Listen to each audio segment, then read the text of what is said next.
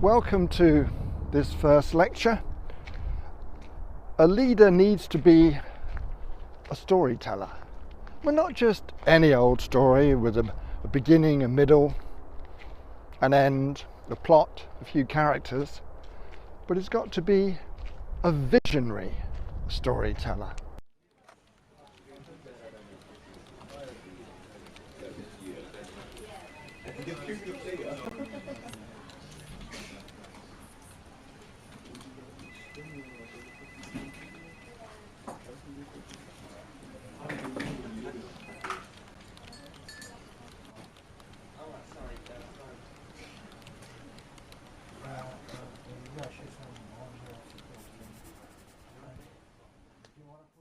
And that visionary storytelling should match the visions that the organization has. Do you want a full reference number? 646. Line up closest, please. One for there.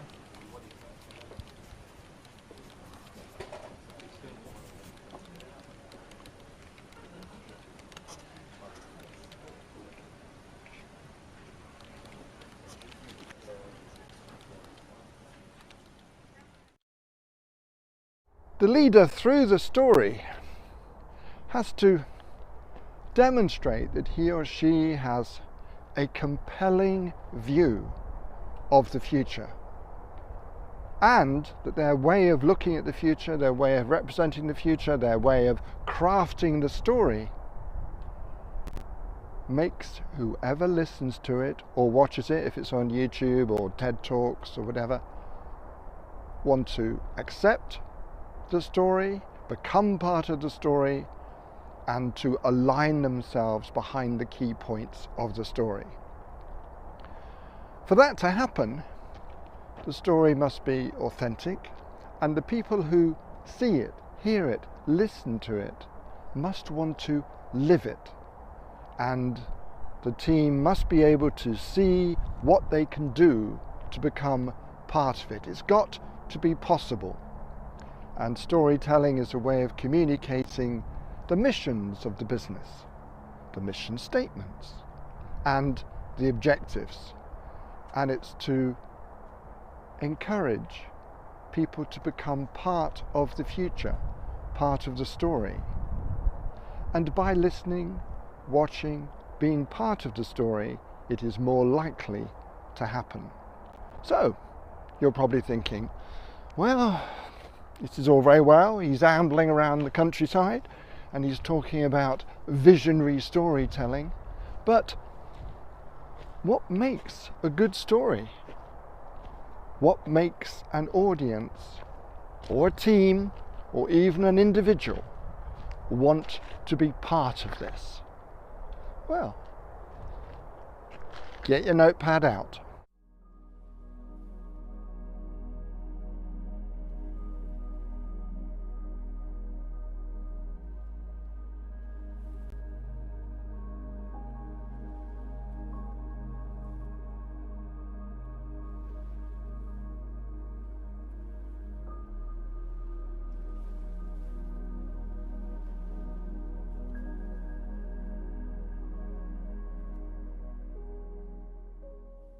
As you would expect, people refers to the characters, the people in your story, and places where your story lives. Plot is your story's structure, and purpose is what your story says to the viewer. Characters offer your audience a connection, someone to care about and root for. The strength of your characters is inextricably tied to your ability to connect with your audience.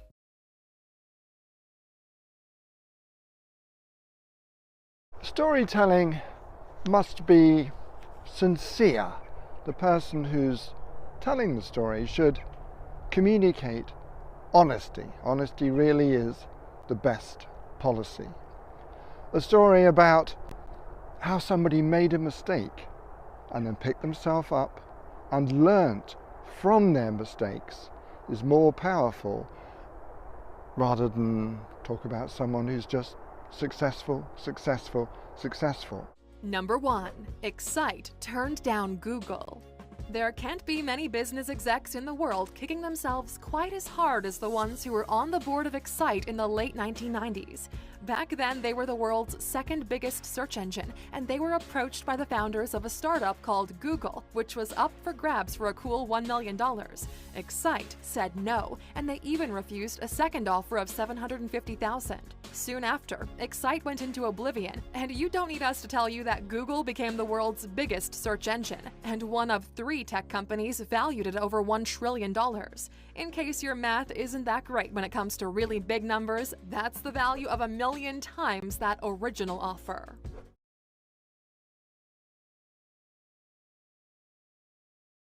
Learn from your mistakes. And if you portray a weakness, or the character in the story has a weakness, then they're more likely to be aligned with the people who listen and watch and want to be part of the story. Superman? Yeah. Kryptonite, anybody? Also use a strong, inciting incident. Sets the story into motion, hooks the audience. You will need conflict. You'll need a twist. I've had plays put on in London and Oxford and films and in other countries, and you lose the audience if the ending is so easily anticipated. You want a twist to the story. Also, don't tell, show. A story needs to show the scene by scene setup. We want to know what people are thinking. Why did they do those particular actions? And what was the likely result? Why was it not that result? And also use the economy of words. Be specific. People don't want to sit there for 15, 20 minutes and listen to one story that may not even be told very well. There are competitions in the UK, pint-sized plays. They run competitions in Wales, and you submit a 10-minute play. There are books, 1-minute murder mysteries, 5-minute murder mysteries. The story needs to be fairly short, and to get the listener's interest straight away, to hook them and then surprise them with the end. Also, the story, because we want to motivate people, we want people to be part of the story, it should end on a positive note. Now, some people want mnemonics when we're talking about storytelling. Well, we could talk about people, place, plot, purpose, but then this wouldn't be a short lecture. All right, well, we could talk about the C's of storytelling. Things like conflict, characters, the need to be concise, conversations, and perhaps most importantly, whoever listens to the story, you should have made them, if they weren't in the first place, you should have made them curious. I'll put up a couple of slides. Otherwise, I won't be keeping to my promise of making these lectures short.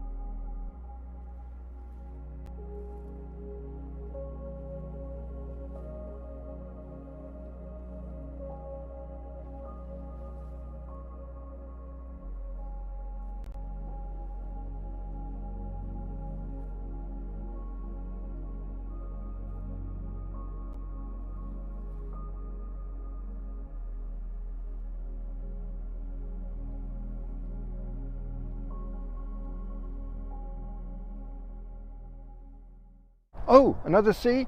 Of course, the cartoon.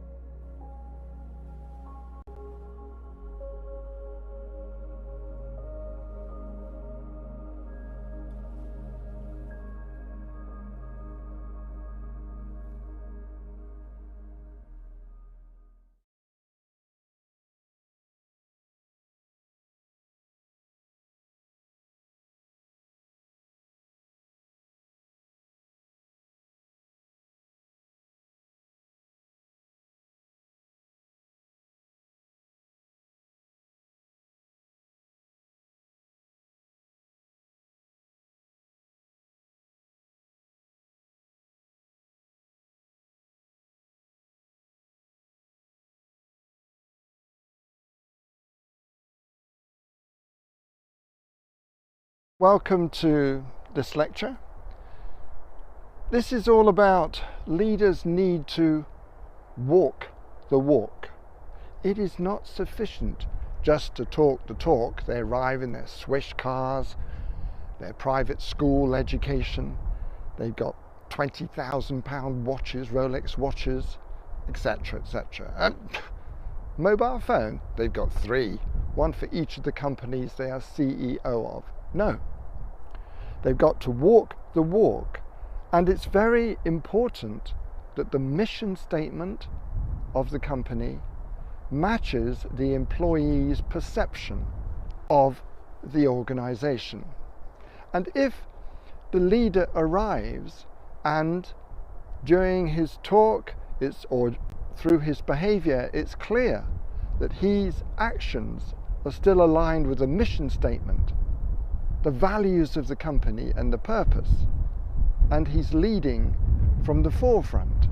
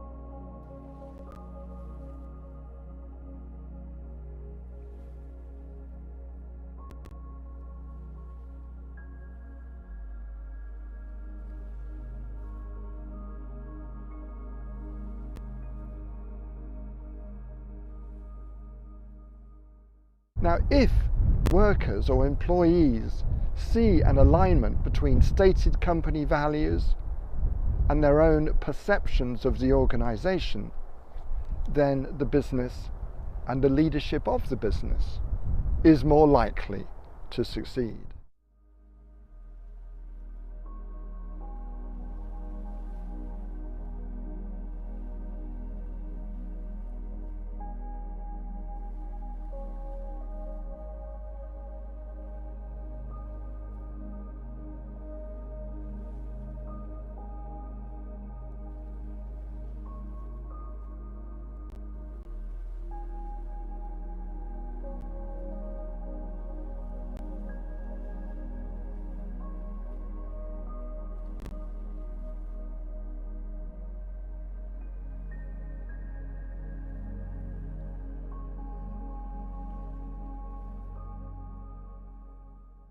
Do you know the mission statement of your company?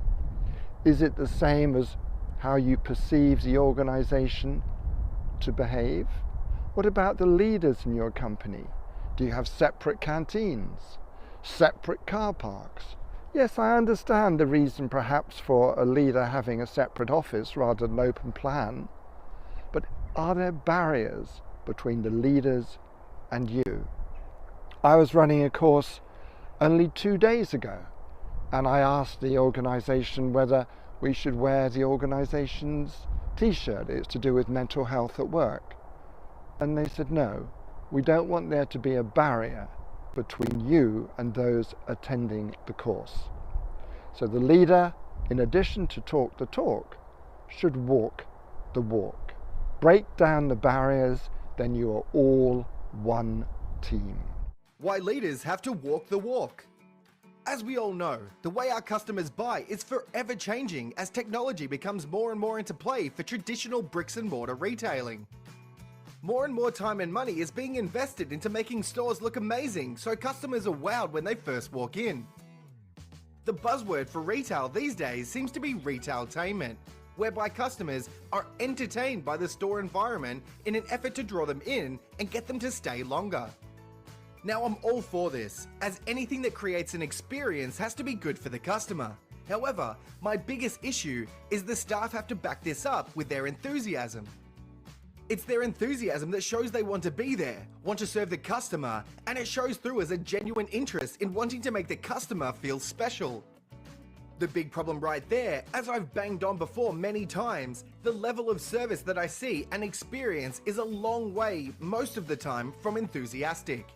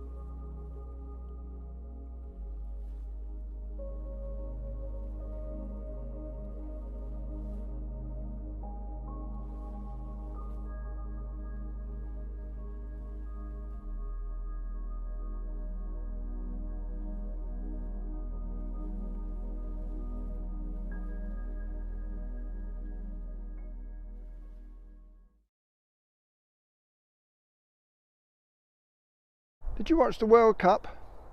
Yes, I'm sure countries like Qatar had a 10-year strategy to try and succeed at the World Cup. But when it comes down to it, during a match, what is important is tactics.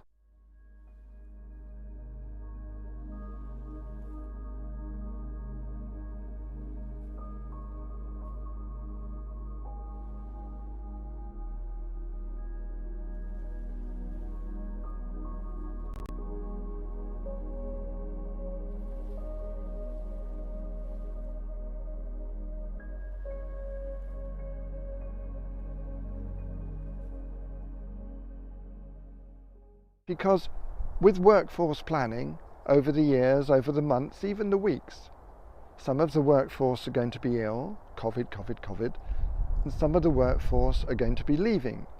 So there's got to be a recruitment policy, new workers will be coming in, and labour turnover may change, perhaps according to the season, perhaps according to the economic climate. And so the leader has to try and create a place where the workers want to be, where they want to be friends, with their colleagues. No, they're not going to work as some sort of social activity, but social activity should take place at work.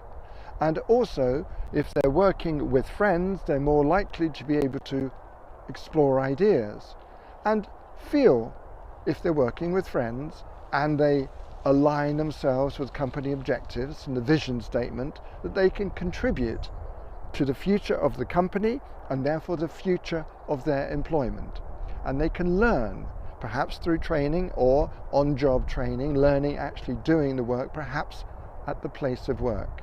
And above all, to find meaning. Ideal work environment.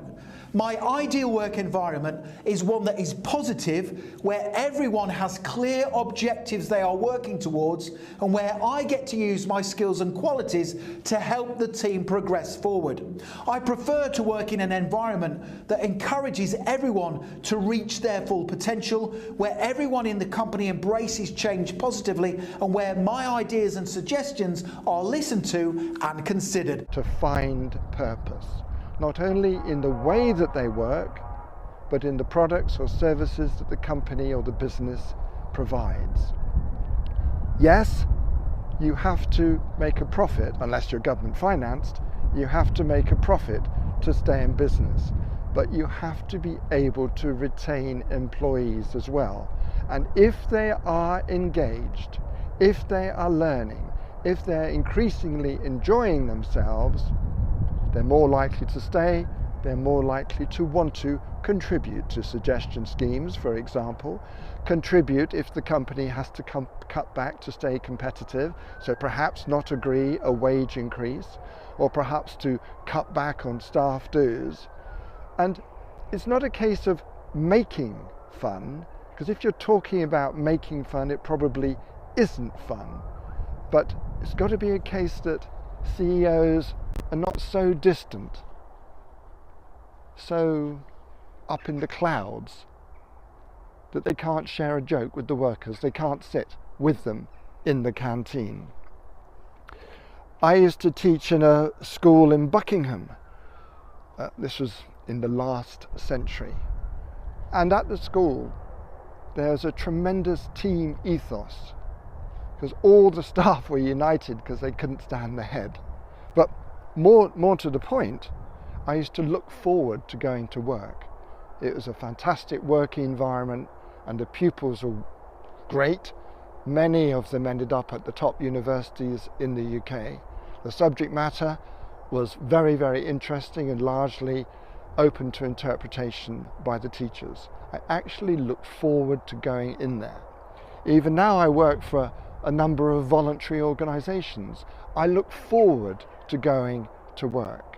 And so therefore, tactics, if the leader can make the place somewhere where people look forward to going to work, in addition, of course, to getting the pay, then a lot of the task of getting success, at least from the productivity of the organisation, will have been achieved. Talking of achievements, have a cartoon.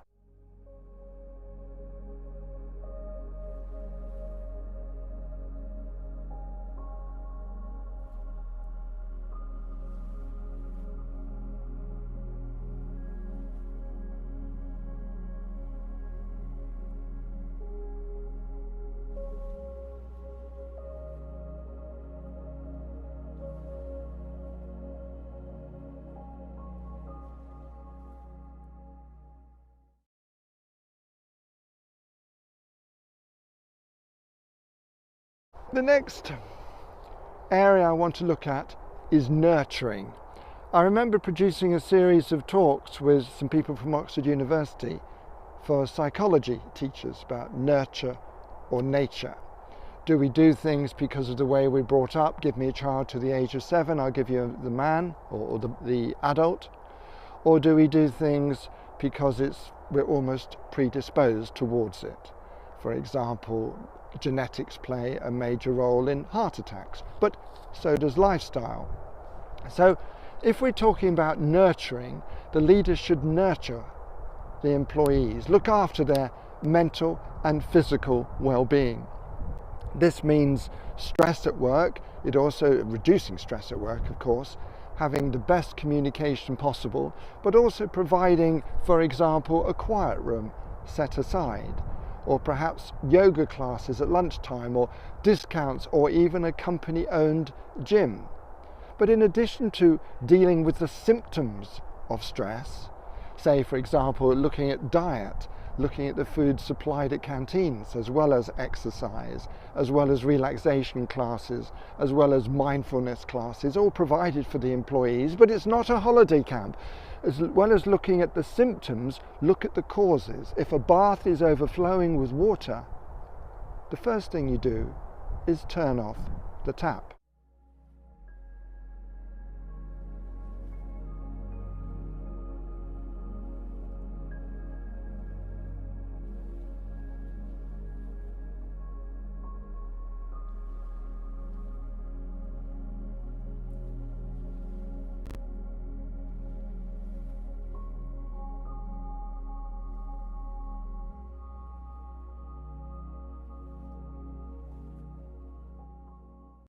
So therefore, from the point of view of what leaders should do, they should be aiming, and they'll have to do this more and more in the future, at reducing the burden on the workforce, reducing the toxicity and burnout in the workplace, and wanting the best for mental and physical health, because if the employee is in the best mental and physical health state, their productivity, their decision making is going to be the best that they can possibly do. So the leader needs to be individual, employee-centric, to be able to offer support, to be able to offer flexibility. Flexibility. Yes, I should perhaps set you some homework, but don't worry, no stress. I'll make it optional. And then a cartoon. Remember, the purpose of these cartoons is simply that you can print out the cartoon and keep it to remind you of the lecture. And it's an easy way to remember these short lectures. After the cartoon and after the homework, we move on.